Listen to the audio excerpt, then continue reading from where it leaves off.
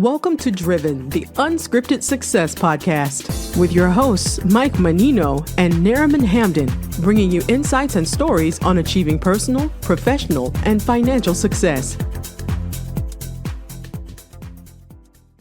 Hi, everybody. It's Michael Menino. Welcome to Driven, Unscripted Success podcast. Today, we're on the podcast, we're interviewing professionals who share their experience with you, the audience, on how they got to where they're at today. And zooming from the beautiful island of New York, New York, Daniel Strohli. How you doing, young man? Pleasure. And I want to say it's a real pleasure to be here. I appreciate you guys having me on. Oh, thanks for coming on. Really do appreciate it. Daniel's a young man, but he's got a lot done. We talked about his past performance in another lifetime, which is, he's done more in this world than I have. Do me a favor, Daniel, tell everybody what we talked about, all the stuff you've done and how you got to where you're at today. Sure. So I'll give you the overarching viewpoint, and then you can stop me at any moment and tell me, hey, I want to dive a little bit deeper on that. So I started off in business. I mean, if you would consider it in business, I think I started off in like fourth grade trading little crazy bones at the time where you would flick them across the room and knock them off and get other people's pretty much these little pieces and you would trade them. And I started off with none of them, to be very honest with you. My mom and dad did not enjoy the idea of buying plastic for money. So I pretty much got a friend to give me one or two, and I built my way up to having a lot of them. Fast forward, I was in I want to say ninth grade. I had a friend that was doing carpentry. I got him to take 2x4s and slice them really, really thin. And I had another friend that had a magnifying glass, and I convinced him I'll pay him for each piece that we could produce, which was a dog tag at the end of the day. So we'd cut these 2x4s up really, really thin, carve people's name onto them, and pretty much have them sold as is. I didn't love the feeling because they cracked very easily. So I felt like I wasn't really giving people the value that they deserved, but that was one of the first things I started off with. They still bought it. They still bought it. They ate it up. They loved it. That's actually a good idea, because what happens is that after they break, they want to buy more, and so you get recurring revenue. That's what I thought about, but it didn't feel right. Like in the moment, I was like, this is great. They come back every 2 weeks. We got a subscription model. It's money in perpetuity. They'll keep coming back. Right. It hit me different, but it was good. It was one of the first things I did. And I remember that's when I started actually getting people on word of mouth, and clients were coming, and I was like, this is great. I'm not even hitting puberty, and this is really cool. But as I got older, I started meeting new people. I started getting into the gym. I started doing more of property management. So I had people at the gym that were buying properties, and they just wanted someone to help them move things around or blow the leaves or whatever it was. They were doing a reno. They wanted help cleaning up. So I got into the real nuts and bolts of the real estate business, of understanding pretty much ground up, because some of the guys would even buy things from scratch and build it. So I really was curious. I would say that's the main thing that I would have to say made me who I am today, is I was exceptionally curious. I always wanted to know how things worked. I wanted to tear things apart and get down to the bottom line of, okay, what does this do exactly? What is this at its fundamental truth, at the core, bottom, underlying root of this? What exactly is it? And I did that with real estate. I was able to understand a lot of the different ins and outs of the business, especially from a property management standpoint, that when I met with investors or I met with other people who were buying, I was able to ask questions that made me sound like I knew what I was talking about, but just because I was genuinely curious, they were entertaining me.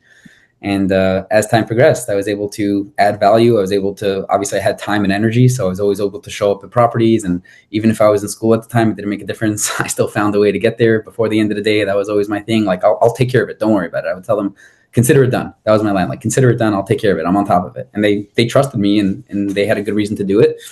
And I ended up going to college. When I got back from college, I did a lot of backpacking. I got back from college.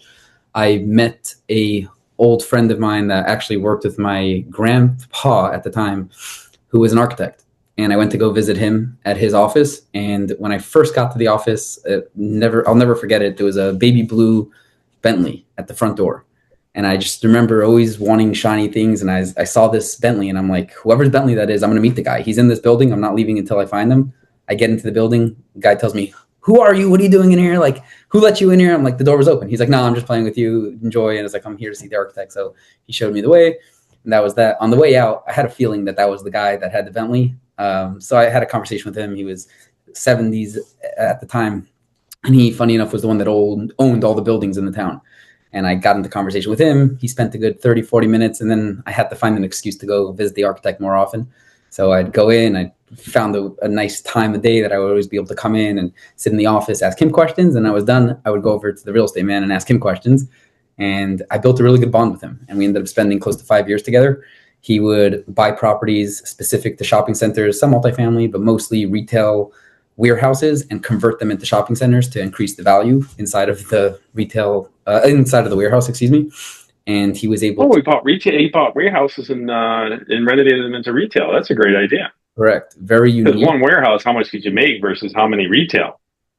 And he would 5,000, 10,000 square foot place. You can bust it up into 10,000. You can bust it up into 2,000 square foot places and be renting 5 rents versus 1. And more like interested people, meaning you had storage versus you had operating businesses that wanted to come out of these actual units. So it was great. He taught me a lot. Like, he showed me where he buys, how he buys, why he buys, what's a good property, what's a bad property, how to acquire the right piece, how to finance it. Like, he walked me through a lot of these things.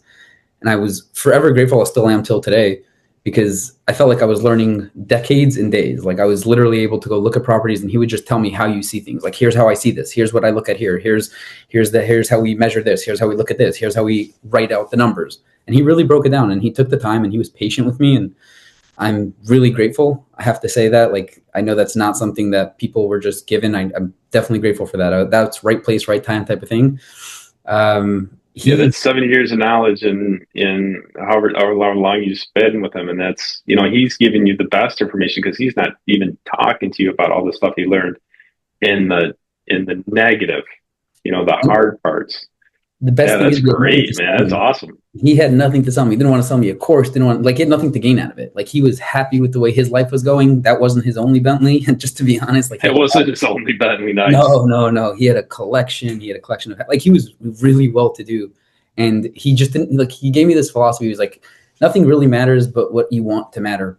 Like, whatever you think is important to you, and you make sure that's important. And like, I just have to say, like, I learned a lot. I've spent a lot of money on courses and classes and trainings and books and everything under the sun. But like, what I learned from him was so raw. He was also an Italian man, hardcore. Just what you saw is what you got. There was no hidden masks or anything, like, and he just shot it with you how it was. And I appreciated that more than anything. Cause like, people sometimes want to like put a facade, like, hey, this is kind of who I am, whatever. Him, not at all. Like, he didn't have anything to gain from me. Like, I was just there, the energy, the enthusiasm. I drove him to the properties. We'd look at them together, but he didn't really have much to gain. I was the one that was always gaining from it. That's why one of the reasons why I'm exceptionally grateful.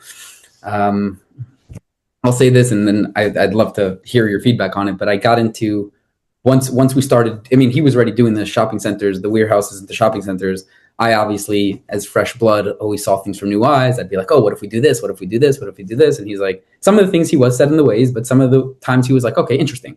Okay. And like, I saw that he actually took what I said into consideration. And I was like, why? But whatever.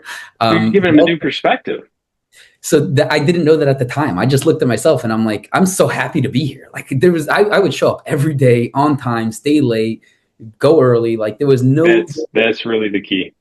It was great for me. I have to tell you, it really was. And he appreciated it. I think he enjoyed the fact that there was some additional energy there in the room. Like, because normally it would be day in and day out versus having like a little man that's sitting around. I'll do whatever you want, man. I'll get the coffee.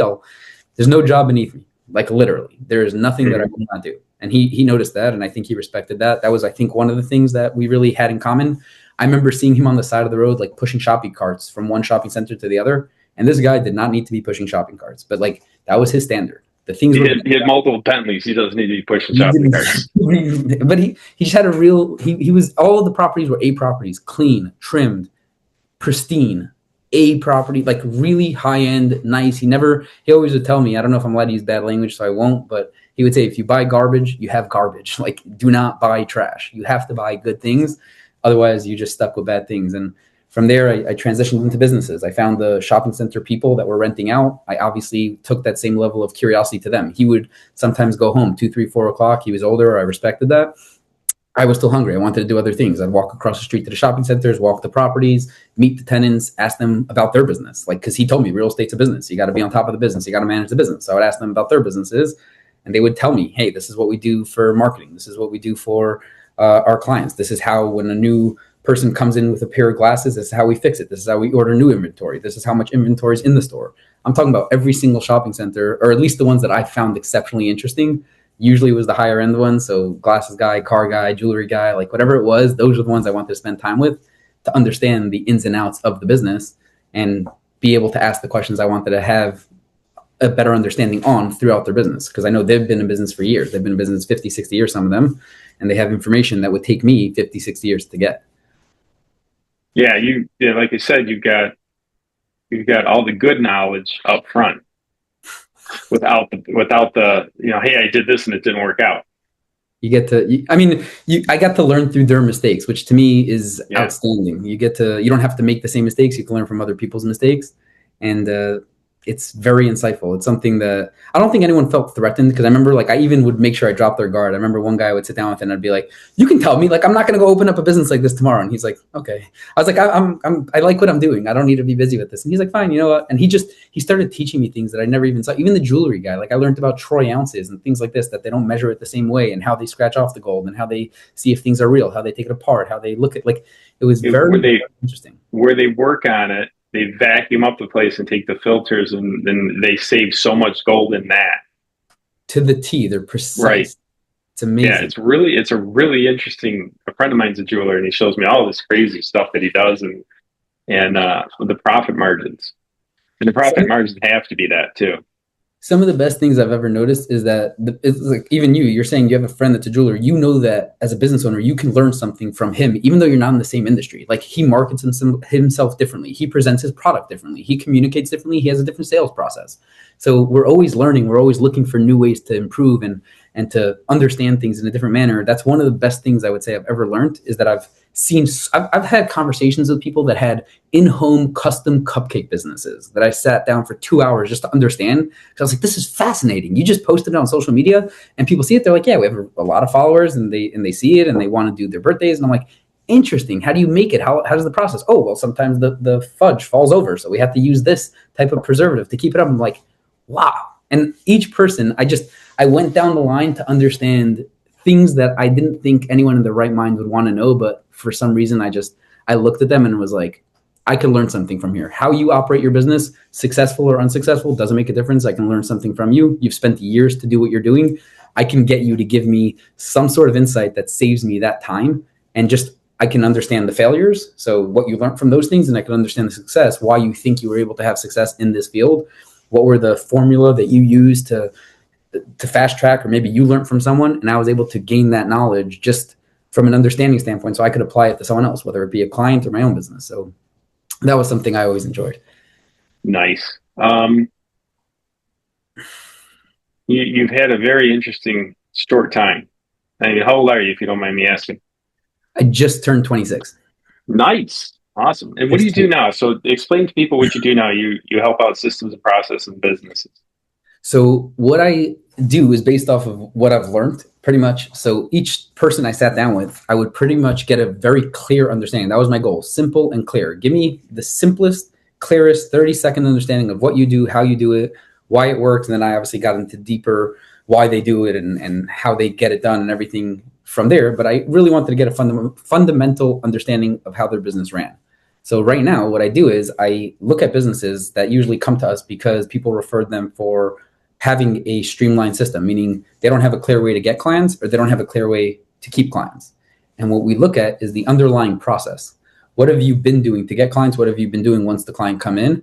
And then finding a way to pretty much, demonstrate to me what you've been doing. Do you have a documentation in place so that you can train the next person on, so that you can duplicate the process? So demonstrate, document, duplicate, which is one of the processes that we'll run through to be able to help them build out their system and processes for their business. So long story short, what we do is we go into businesses and we help them figure out a repeatable process that they can have to streamline the business so they can save more time, save money, make more money more efficiently, and ultimately speed up their route to success.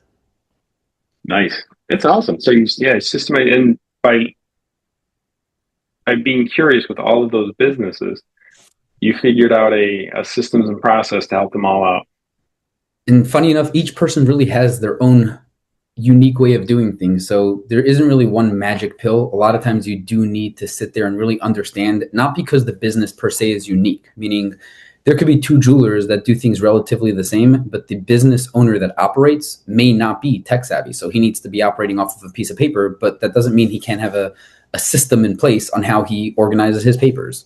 I'm just giving that as one example that I've seen where some people they have their strengths, they have their weaknesses, but having that one-on-one understanding of like, okay, this is what I'm really good at doing. This is our unique selling proposition. This is what makes us unique, different, or better than the competition. Here's what we're really struggling with. Here's a pain point that we have, that if we just fix this one thing, everything would kind of be like a bridge where the money would flow over a lot more efficiently and effectively. We need to fix this.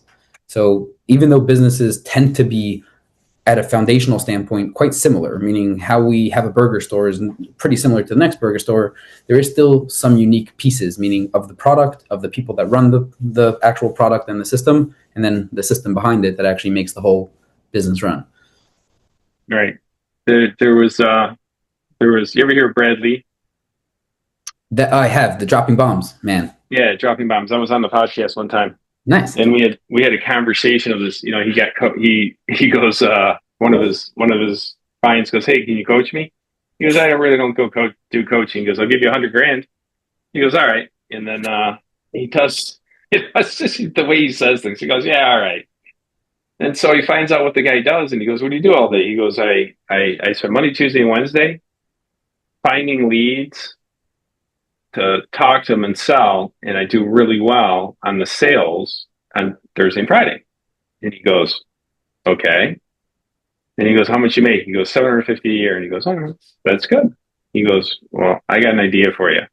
Why don't you hire one or two people to do the finding the leads, and then you do 5 days of doing that." He goes, "That's a great idea." And it's just like, just changing the systems and process in his company. And he goes, now he's making 3-point-something million a year. He literally doubled the revenue because he was able to find the one thing that if he doubled down on, i.e. driving the sales, he can double the business. And you've seen these, it's such an eye opener for some people, because when they see it, it's like, why didn't I think of that? And just sometimes you need that, like someone that looks at it from a different standpoint. It could be so like basic. It could literally, like, if you think about it. It's as simple as that. Why don't you hire somebody, one or two people, you're making good money, just to do what you do the majority of your time, just make the systems and process so they start doing it, and incentivize them to do it. And when they do it, you'll do well. And he tripled his money. He went from 700 to 3 million. So triple, quadruple. It was really a phenomenal concept. It is, to me, it's mind blowing, because also when you see something, those are the things that I get very excited about, because when you see something, you can't unsee it. Yeah. You're stuck. Yeah, that's exactly. It. That's amazing. If I take 2 days and I take it to 6 days of selling, triple my revenue. Right. Exactly. It's these unlocks that businesses, when they see that's to me, like, again, there's another quote that says, "A moment's insights will save you with decades of experience." He could be going a decade of doing the way he's been doing it, of 2 days selling, and that's the way I've always done it. And the guy I bought the business off of, or the person that I mentored under, told me this is how we do it. We generate leads for 2 days, we sell for 2 days. And you continue down that route for 20 years until you realize, oh, there's another way to do things that can give me exponential growth for the business. And that to me is a great example of that. Yeah, so that sounds like something what you do is kind of fun. Is there a lot of competition in your space, and what sets you apart from your competition? So it's a great question. I would say competition, first off, I think there's always someone that does something similar. Everyone themselves is the differentiator. Business coach or something like that. Yeah, but to me, like, first off, I will tell you, if I had to pick a competition, it would be business coaches, business developers, website developers and software builders, and then marketing companies. And we compete with all four of them because we're all of those in one. What we do essentially at the very core of it is we give businesses the tools that they need to stay in business. So if it's a little coaching or kick in the pants, I mean, I'll do it. I'm 26, but if you need a kick in the pants motivation on a Monday, I got you. But realistically, what you really usually need most of the time is saying, here's all the things that we've done in the past that hasn't worked. Here's some of the things that we've done that has worked, and understanding those two components and then doubling down on what has worked and stopping to do what hasn't worked. It could just be as little as making that decision. So having someone look at it from a different viewpoint is helpful, but I'm not usually the guy that's going to do all that cool coaching stuff because, again, it's cool in retrospect, but I always was told that a coach is someone who can tell you how to get a date, but can't get a date himself. Like, you got to be able to get your hands dirty and get in there and kind of pick at the weeds yourself. And that's something I enjoy doing. Like, I will not tell a company, hey, your website's outdated. You should probably think about getting a website, because you have no call to actions on the website. There's no way to capture the leads on the website. There's no reason for them to even give you their information on the website. I'll tell you, here's the 10 things wrong with your website. I already put together a mock-up of what you should be doing. If you don't want to work with us, that's fine. Take it to another company so you can actually show them the correct way to build it out. Have them build it out for you. That's number one. Number two, once the lead comes in, here's the process that you should take them through. There should be new lead generated, contacted, written up a contract, went out to the house, did an estimate, so on and so forth. And if you don't want us to do that, find the software company that'll do that for you. But like, there should be these things in place in order for you to have consistency and predictability in the business. You should have a way to consistently get your accounts receivable taken care of. You should have a way to track all your invoices in one platform. You shouldn't be writing them out. You shouldn't have, sometimes they go out and they get paid, sometimes they don't. Your business needs cash flow to survive. So you have to understand, what are the things that give me cash flow? Keep a keen eye on that, and then understand the other main metrics that drive the business growth for you in your individual business, and then track those metrics. The goal is to be very on top of the details, then limit the amount of details. Just figure out what you need to grow the business and then double down on that. And you may need a coach to get in there. You may need a website, or you may need a new fancy marketing software, whatever it is. But really what you need is clarity. You need to understand what you know, what you don't know. And sometimes it could just be as going up to, I have a friend who has a party rental business. And he tells me he has a mentor of his that, like, he's shocked that he even talks to him. Guy's like 50 years in business. Every time he needs something, he calls him up, and it's his direct competition. But he says, he doesn't look at me as competition. He would crush me. Like, the guy's 20 times bigger than me. He's not my competition. Like, he's giving me a handout every time he picks up the phone. He helps me out. He answers my questions. He's great. Turns out they had this relationship for a few years. I think he's going to sell him the business. The guy that was, and he should, like, he trusts this young man. The guy's also my age, must be 25, 26, 27. Maybe he's a little older. Maybe he's a little not, whatever it is. He's trusting him with his own clients, because he's like, I see your work ethic. I see the way you treat your clients. Here's my client list. And that's really what businesses come down to. The people that are in the business, the client list, the people that trust you to do the work over and over and over again. When they have a problem, they're going to call you. That's what it is. So I wasn't even shocked when he told me that. I was like, you deserve it, bro. Like, you put in the hard work. Like, if a company is deciding to go out, or the guy's sick of running the business, he should sell it to someone that he knows is competent to take it on. And low key, like, between you and I, he really built this young man's business. Like, he helped him with his systems and processes, and he showed him the ways that he did things. So as this man's building the business, who else is he going to turn to say, hey, by the way, here's my business? Pretty much, for lack of a better sense. So what I've learned is, you ask anyone. Like, don't be afraid to knock on a door. If there's someone that's doing it bigger and better, some people have egos, don't get me wrong, but they'll be okay to give you some insights. Like, and if you have an insight that's such a big secret, like, that you're holding on to, you're already at a problem. Like, you should constantly be innovating. I had a guy that came to my office this week who I would say is somewhat of a competition. And I opened up, like, I was like, hey, you should know this, you should do this. Like, that's my opinion. You don't have to do what I'm telling you to do, but, like, in my opinion, these are the mistakes I made. He was older than I was. He had like 5 or 7 years on me, plus, actually, he had 11 years on me. He was 37. But I was just genuine and sincere. I was like, listen, if I was starting off from scratch, here's the things I would do. Here's the things I wouldn't do. Like, and you should learn these things so you can build something better than me. I forgot who said this. I think it was Steve Jobs, but he said, like, everything that we do on this world is not going to be remembered in like 100 years. Like, no matter how great of products or services that you produce, he will. Better version. Unfortunately, he will. He will. I know what you're saying. Most people won't. He's right on what he's trying to say, but he'll be remembered. He will be, but most people that are creating any sort of software, it may have not been him, but anything that's like, to anyone that's doing anything, there will be something newer in 10 or 20 years.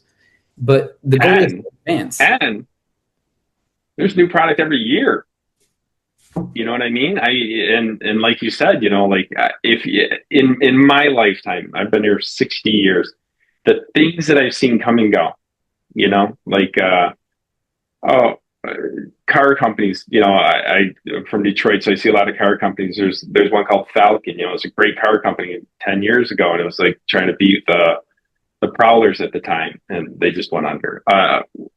What's the famous one right before Facebook that nobody remembers? MySpace. MySpace was like it's going to change the world, and like dead. There was break.com, then there was YouTube. Who watches break.com? But yeah, you're saying 10, you're saying 20 years. No, you got to fight for what you're getting for at this time.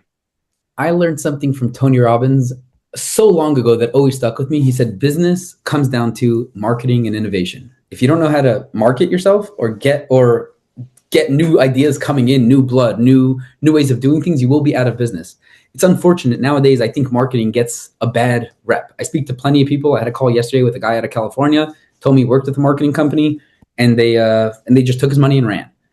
And I was like, that a lot sucks. of marketing companies do that. I don't know what's up with that. To me, I think, I don't remember who said it, but he's like, you can get so much more serving a person than robbing their house. Like, why would you go in and rob the house if you can actually work with them and actually help them build out an extension? Or like there's so much money out there. You don't got to be busy trying to get a quick one over. And it's very short-term oriented. Why not think, okay, if I work with him this year, he'll probably work with me next year and the year after that and the year after that. And instead of making $100, I can make $1,000, just 10x my revenue by serving the customer as best as I possibly can.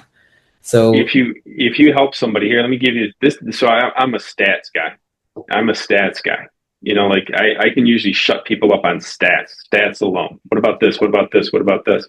Here's the greatest stat in business I've ever heard. If you do someone right, they'll tell 3 people. If you do someone wrong, they'll tell 7 people. So do you think you'll be in business if you keep screwing people? Nope. You'll just get a negative rep. Now they got Yelp. They got all these kind of companies that, say, hey, listen, this guy's horrible. Don't ever do business with him. We were looking to do partners with somebody, and then I call it Wadir because it's just a great line from that movie with God, where he was an attorney and he's trying to save his nephew's life, save his nephew from going to jail. And in the movie, well, let's not get into the movie, but when you're helping people, just basically when you help people, the reciprocity is impossible to deny. And if you give people good service, and whenever we do good service, and whatever we do, flipping houses, whatever we do in real estate, we ask for a referral, and you just send them your Google reviews. And one of our companies has 5 stars, probably 75 people. Have you ever seen that before? You're saying as a metric itself from five stars? The metric itself of helping people. The metric of helping people. What is the metric of helping people? I actually asked that question when I looked at a balance sheet and I saw the term goodwill. I was like, what is that? Oh, I like that. They have it on balance sheets. It's an actual thing. If I'm not mistaken, it's called goodwill. On Fortune 500 companies, there's a portion that says goodwill. And I was like, what is it? And I asked an accountant, and I think they brought up to me it was more of like account receivable, but it's not really there. Like it's goodwill. They have goodwill with other people. And to me, right, it's a metric that goes unseen because some people, it's a little bit more difficult to track. I will tell you one of the things I will say that makes me a little bit. It is difficult to track when you help people. It is difficult, but you can. The reciprocity of helping people. But also you operate from a different standpoint. When you know that you gave your very best, you did your all, and you didn't do it because one or the other. Like you just did it because you know that you showed up and you gave your all. A lot of times that's where people will be like, this guy, he has great customer service. He figures it out. He finds a way. He makes the way. They want to, and they go above and beyond. They want to bring their friends and family. They want to tell their friends about you. If you discover, the best thing I've learned about human beings is that when you have good news, you can't keep it into yourself. You got to share it. You can't control yourself. Like you got to tell somebody. Something good happens to you, you're immediately calling. Well, let's change the preface of it. So there's positive and negative people out there. You're a positive person. You can't help share positive. What about the negative people? Hurt people, hurt people. Hurt people. There you go. Hurt people, hurt people. That's a great metric. And that's what it comes down to. The negative people, whenever you talk to a negative person, they're talking about negative. What happened? I got in a car accident. My mom died. This and all they spew out is negative. And then you talk to a positive person, and all they spew out is positive people. You got to pick who you want to be around. Well, you don't have to. You really don't have to because how do I put this? Could you be around a negative person for a long period of time? Right. If you're a positive person, you're going to hang around positive people. If you're a negative person, you're going to hang around negative people. Right. So it's like a magnet, and if you try and make a positive and negative person work together, Zero. There is no work, and the truth is, it shouldn't. That's where you find people that you just rubbed wrong. That's where you hear the expression, that guy just rubbed me wrong. It's like, yeah, you guys aren't in the same frequency. You guys are two. You're not in the same frequency. Exactly. It's well. So, I will want to add one thing regarding referrals. I want to say, as well as I do, referrals are one of the most. It's one of those things because you mentioned in the beginning. You said that the guy had 2 days of getting leads, 2 days of closing leads, and why not just have someone help him bring in the leads? And it's so simple like that. And to me, I actually do that as a condition of doing business in a similar metric, and I'll share with the audience because I want them to use it the same way. I'll tell people straight up when I start working with them saying, hey, listen, I'm going to give you what I said I was going to do, which nowadays that's already a unique thing. But I'm telling you right now, I'm going to do what we spoke about. When I do what we spoke about and I do it beyond your expectations, I expect you to tell your friends about me. I expect that every year we work together for life, you're bringing me in 1 or 2 new people. I'm not asking you, I'm not demanding it of you, I'm not making you sign a contract of it, but I expect that when you get something good, you reciprocate and tell the other people around you so you can help them out the same way. That's one of the conditions. And it's funny, a lot of people, they don't have these systems in place. Like I'll ask a business, hey, where does your business come from? Word of mouth. Okay, so you're saying your business comes from referrals. Do you have a system and process in place to generate referrals that you consistently use, that everyone on your team is consistently using to make sure you guys are getting referrals from each client? What even is that? I'm like, what do you mean? Every business has ways to generate leads. For you guys, it's referrals. If referrals is working for you, why don't you have a system to speed it up or make sure that it comes in or track where it comes from and reward what you want to have repeated? So if someone gives you a referral, here's a thank you basket. Here's whatever it is. Each industry is different. I've worked with finance companies, insurance, brokerages, whatever it is. They have some rules and regulations around it. But if there's a will, there's a way. You'll find a way to have a referral system in place that works well for you and your company. And you should. If you're really good at what you do and you serve the community and you're someone who has a good reputation, the world should know about you. The world deserves to know about you. And the more people that know about you, the more people that could work with you. And if someone's telling you, hey, this is the guy that we use, this is the guy that we like, this is the guy that we trust, the likelihood of them working with you is a lot higher. It goes up dramatically because they have one of their friends that they trust giving over that trust, which is really what business comes down to. It's what is the best referral? The best referral? I would say, first off, referral generated clients, they buy more often, they negotiate less, they're free. But for a process to begin with, you can do something as basic as you pick up any phone call instead of saying, I always use this example because it's already baked into us, like, hi, how can I help you? And even if you think of like a store that people walk into, the first question, you walk into any store, whatever it is, call it Modell's if they're still around. I don't know if they are, but whatever the store you think of, you walk in, salesperson comes over to you, greets you, says, hey, how can I help you? And your first response is, I'm just looking. I'm here to browse. So right off the bat, from a metric standpoint, if you came in and said, okay, what brought you into the store today? They can tell you, oh, I'm actually looking for a new baseball bat for my kid. And from there, you can immediately move forward. From a referral process, I take it a step further and I say, who referred you? Why are you here? What brought you in? So instead of asking that, you say, who referred you? Which immediately sets the tone. We are a referral generating business. The way we get our clients is through referrals. And if they say, no one referred me, it's my first time in, you respond with, great. Just so you know, most of our clients come from referrals. That itself is a process that you could train your team members. If you're all getting all your clients from referrals, then have something in place that you script out that works. Set the tone with the client. Here's what you can expect from us. We are a referral company. When you get what you get, we expect a referral in return.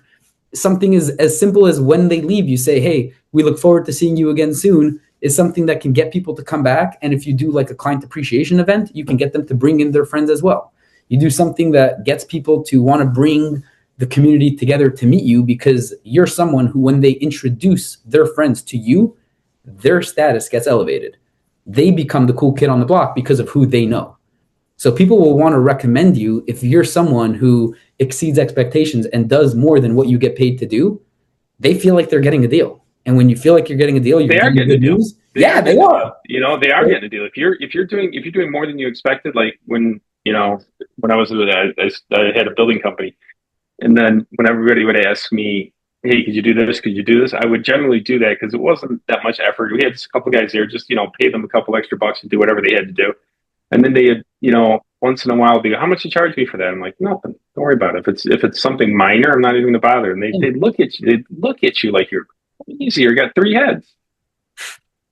And it's crazy because human right? psychology. It cost me $150 where you're doing $1 million house. I'm not going to bother you with it. People They're like, also what? want You're giving me something and not charging for it? They want something for nothing, and they feel like they're getting they feel like they even may be winning one over on you, and like that you're the sucker and they're the one that's gaining one, and realize that you're just giving it. Like you're not winning one over. Like, hey, I'm doing something for you. If I'm going to do it, I'm going to do it right. And if there's an extra thing that has to get dotted or an extra thing that has to be crossed off the list, like I'm here for you, man. I'm here to serve, and I'm here to go that extra mile for you. And people, I think that customer support, that client centricity of being someone who is relentless to make sure that your craft is outstanding and second to none, that's where you can actually have a business that is all word of mouth without saying, I'm not sure where my next client's coming from. Like you're just so positive the next one's coming in. You wake up in the morning, you already say, hey, by the way, I introduced you to John. He'll be reaching out later today. He needs the same thing that you guys are helping out with. I appreciate you taking him on. When the clients start thanking you for taking on clients, you know you're doing something right. I know you're 1,000% right. When I was doing the building part for 10, 20 years, I thoroughly enjoyed it. And I did my bookkeeping. My bookkeeper goes, where's your advertising? I said, I don't have any advertising. Well, how do you get your business? I go, people come to me. They just come to me. I can't take on, at certain points, I couldn't take on the clients that were getting referrals. It was just limited on space. And if you do a good job, you'll be able to work for the rest of your life. That's probably the most simple thing you could ever, the simple way I could put it. If you do a good job, they'll tell 3 people. If you do a bad job, they'll tell 7. My suggestion is do a good job. Service comes first, value comes second. You first serve. Ooh, I like that. Yeah. And it's not mine. It's not original. Also, good news. I stole all mine. Don't worry about it. No, yeah, the best ideas are stolen. But they say good news travels fast, bad news travels faster. Yeah, that's a good news. That should be the caveat to the stats, the 3 to 5, the 3 to 7. Hey, listen, Daniel, I kept you too long. It's been a great conversation. If anybody wants to contact you, how would they do that? ProfitsX.com. Everywhere. ProfitsX.com. Awesome. All right, beautiful. Thanks a lot for being on the podcast. Appreciate your time, and we'll let you go. And for everybody else, please like, subscribe, and hit the notification button. It does help out on the channel, and also it gets you to get the next podcast coming up. Appreciate it. Thank you, sir. This is awesome. I appreciate you guys having me on. And a final note for everyone who's listening. I've listened to plenty of podcasts, but the Driven podcast is something that I can say is a true pleasure to be a part of. And anyone who's listening to it on a consistent basis will agree with me on that, without a doubt. And if it's your first time, welcome here. And we hope this is one of many, because you're in the right place and it's the right time for you guys to grow and expand in your business efforts. All right, Daniel, thank you so much. I appreciate it. You're too kind. You're awesome. Thanks for listening to Driven, the Unscripted Success podcast. Want to share your story? Apply to be a guest at drivensuccesspodcast.com/guest.